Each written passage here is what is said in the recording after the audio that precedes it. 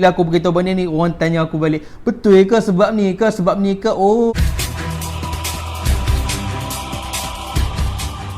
Okey, ramai yang tanya aku pasal apa berat badan tak turun walaupun dia tengah diet. Pernah tak kita jumpa ada orang yang dia selalu diet, dia kata dia dah jaga makan, dia dah buat senaman, tapi berat dia masih tak turun-turun. Jadi hari ni aku nak kongsi kepada hampa ada 5 sebab kenapa berat badan hampa tak turun-turun walaupun dah diet. Yang pertama adalah hang dah terbiasa dengan senaman yang dia buat. Hari-hari hang jogging. Hari-hari hang jogging dan tidak ada senaman lain yang hang buat semata-mata jogging. Bila dalam keadaan hang dah terbiasa dengan satu-satu senaman, badan hang akan dah jadi biasalah. Contoh dulu mungkin hang rasa 5 minit semasa jogging adalah satu yang amat memenatkan. Tapi bila dah lama kelamaan 15 minit, 20 minit hang dah rasa semakin baik dan semakin hebat bila hang berlari. Jadi bila keadaan macam ni, badan hang dah rasa biasalah, normal. Jadi untuk menurunkan berat badan yang sedia ada, hang dah tak boleh untuk buat senaman yang itu saja. Mesti ada satu cabaran baru. Misalnya hang lari jogging, betul-betul lari jogging, hang ada sprint, kemudian ada hang buat bebanan, angkat bebanan dan sebagainya.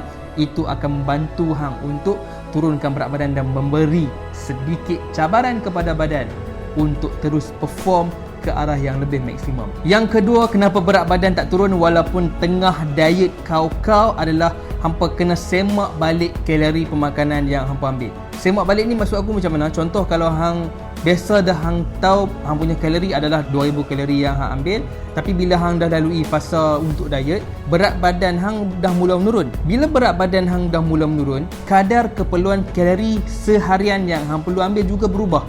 Jadi waktu itulah kalau hang dah turun sampai 5 kilo, 7 kilo, 8 kilo, aku cadangkan untuk hampa semak balik kadar keperluan kalori semasa hampa. Sebab mungkin dulu hampa tengah berat 70, hampa punya kalori 2000 kalori.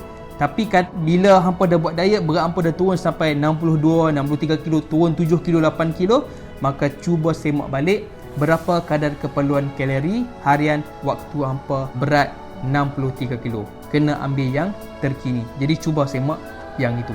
Yang ketiga ni, ramai orang ambil tak tahu, ramai orang buat tak endah, ramai orang kata, betul ke bila aku beritahu benda ni, orang tanya aku balik, betul ke sebab ni ke, sebab ni ke? Oh, patutlah. Dan bila dia buat benda ni, terus berat dia turun. Apa yang nombor 3 ni adalah penjagaan tidur yang cukup.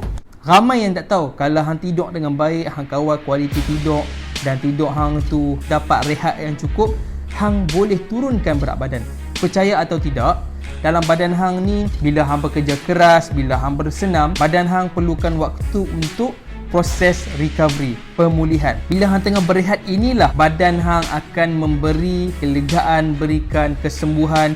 Dia akan baiki mana tisu yang rosak, dan percayalah dengan tidur yang cukup, dia akan menguatkan antibodi dan menguatkan kembali metabolisme badan hang untuk lebih aktif. Jadi cadangan aku kepada hampa semua yang masih lagi tidur pukul 3-4 pagi, yang masih lagi tidurnya jadual tak menentu tapi nak turun berat badan, bangun-bangun pagi masih berat tak berubah-ubah, aku cadangkan untuk tengok dan semak kualiti tidur hampa. Pastikan sekurang-kurangnya tidur sehari hampa dapat 7 ke 8 jam. Yang keempat, kenapa berat badan masih tak turun walaupun tengah diet adalah kadar garam yang terlalu tinggi yang apa ambil dalam satu-satu makanan. Kadang mungkin kita dah perasan kita jaga makan dengan baik, kita kurangkan kuantiti nasi, kita kurangkan kuantiti air manis, dan kita kerap berjoging, kita buat senaman pelbagai, rehat dah cukup. Tapi ada perkara penting yang hampa perlu tahu kenapa berat tak turun lagi adalah cuba semak tentang kadar garam yang hampa ambil. Kadar garam yang hampa ambil ni maksud aku, hampa kena tengok kadar garam yang hampa ambil tanpa hampa sedar. Garam yang tanpa sedar ni berada di mana? Kadang-kadang yang hampa makan sardin, hampa makan ikan bilis, hampa banyakkan penggunaan belacan, budu. Jadi benda-benda itu sebenarnya mempunyai kadar kandungan garam yang sangat tinggi. Jadi bila garam ni tinggi, dia akan mengganggu sedikit proses penurunan berat badan untuk dapat berat badan ideal. Jadi cadangan aku kepada hampa semua yang masih struggle untuk turunkan berat badan, cuba semak berapa kadar garam yang hampa ambil sehari, dan tengoklah pada makanan-makanan yang aku sebutkan tadi, sardin dalam tin, ikan bilis, budu, belacan, cecaluk dan sebagainya. Sebab kadar kenaikan garam yang tinggi akan menyebabkan diet juga akan menjadi masalah. Dan yang terakhir adalah kenapa berat tak turun walaupun tengah diet adalah hang memang dah kurus. Jadi berat hang tak turun lah Sebab hang dah kurus, berat hang dah sampai idea sebenarnya, tapi hang rasa hang masih gemuk. Aku ada beberapa tip yang aku nak sampaikan. Ini tips tambahan kepada hampa yang kelima ni. Kalaulah berat badan hang tak turun, hang tengok setiap minggu berat badan hang tak turun, kemudian hang buat dah pelbagai, jaga makan, kurangkan makanan garam, hang buat dah kepelbagaian senaman, hang dah jaga tidur dengan baik tapi berat tak turun, cuba semak pada bahagian-bahagian lain. Pada bahagian-bahagian lain yang aku sebutkan ni adalah bukan ukur dan tengok kepada jarum penimbang semata-mata, tetapi cubalah tengok kepada kadar ukur lilit perut, ukur lilit lengan, ukur lilit paha dan ukur lilit punggung. Sebab bila kita turun berat badan ini, fokus kita bukan hanya untuk turunkan berat yang ada di dalam badan, tapi kita juga nak mengurangkan lemak yang bertempel di bahagian badan kita. Contoh di bahagian lengan, contoh di bahagian paha, di bahagian punggung dan sebagainya. Nasihat aku kepada mereka yang tengah diet tetapi tak dapat lagi hasilnya adalah, pertama, jangan bandingkan kejayaan orang lain dengan diri yang sendiri. Setiap orang tak sama dia punya potensi, setiap orang tak sama cabarannya, setiap orang tak sama keadaan fizikal badan dan metabolisme badannya. Jadi jangan bandingkan dengan orang lain. Yang kedua, tolong tengok keupayaan diri dan jangan ikut-ikut orang lain.